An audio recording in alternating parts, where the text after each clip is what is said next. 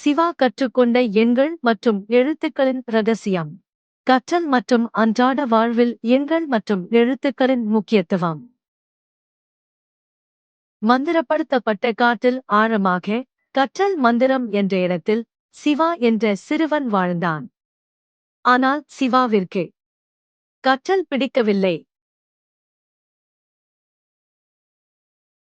சிவா கற்றலை தவிர்க்கிறார்.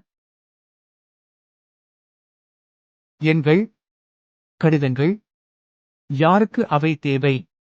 நான் விளையாட விரும்புகிறேன். சிவா, கற்றல் வேடிக்கையாக இருக்கும். ஏன் என்னுடன் படிக்க முயற்சிக்க கூடாது?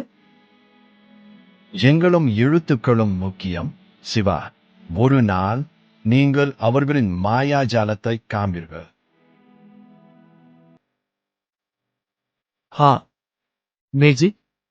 இல்லை, நான் சிகோவுடன் விளையாட விரும்புகிறேன். சிவா, உற்சாகமான ஒன்றை கண்டுபிடிப்போம். சலிப்பான பழைய எழுத்துக்களை மறந்துவிடு. வணக்கம், இளம் ஆய்வாளர்களே. நான் ஒரு மாயாஜால புதையல் பெட்டியை கண்டுபிடித்தேன். ஆனால் அது பூட்டப்பட்டுள்ளது. புதிரை படித்து என் புதிரை தீர்க்கக்கூடியவர்கள் மட்டுமே அதை திறக்க முடியும். ஆகா, அது எளிது. நான் முயற்சி செய்கிறேன்.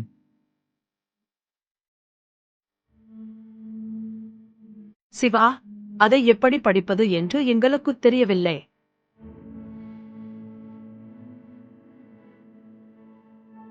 படிக்கவும் எண்ணவும் கற்றுக்கொள்வது. புதையல் பெட்டியை திறக்க உங்களுக்கு எண்களும் எழுத்துக்களும் தேவை.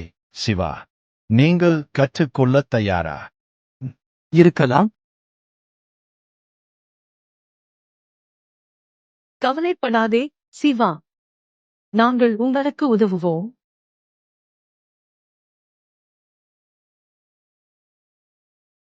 புதிர் கூறுகிறது, நான் 5க்கும் 7க்கும் இடைப்பட்ட எண். நான் யார்?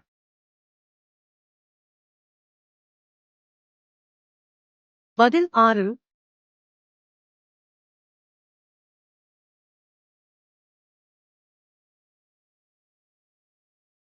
ஓ, 6 என்பது 5க்கு பிறகும் 7க்கு முன்பும் வருகிறது. எண் 6. நல்லது.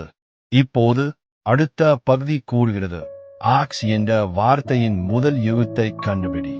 அது என்ன, சிவா? எனக்குத் தெரியும், எனக்குத் தெரியும்.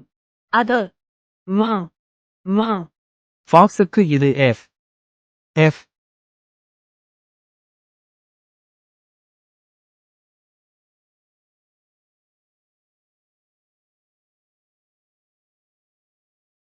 பார்த்தீர்களா? அதிகபட்சமா எண்களும் எழுத்துக்களும் உண்மையிலேயே மாந்திர கருவிகள்.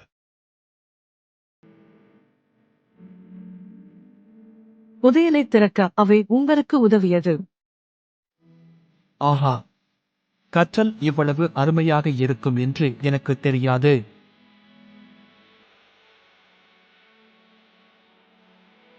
காத்திருங்கள். இதன் பொருள் நானும் கற்றுக்கொள்ளத் தொடங்க வேண்டுமா? நானும் புத்தகங்களை படிக்க வேண்டும் போலிருக்கிறது. இல்லையென்றால் நான் இன்னொரு புதையலை திறக்கவிட மாட்டேன்.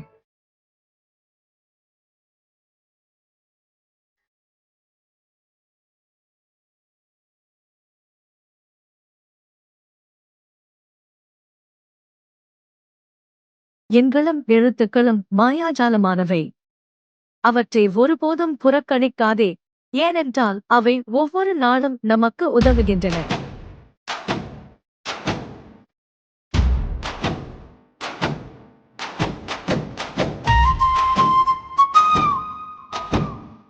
கற்றுக்கொண்டே இரு, அறிவை வளர்த்துக் கொண்டே இரு.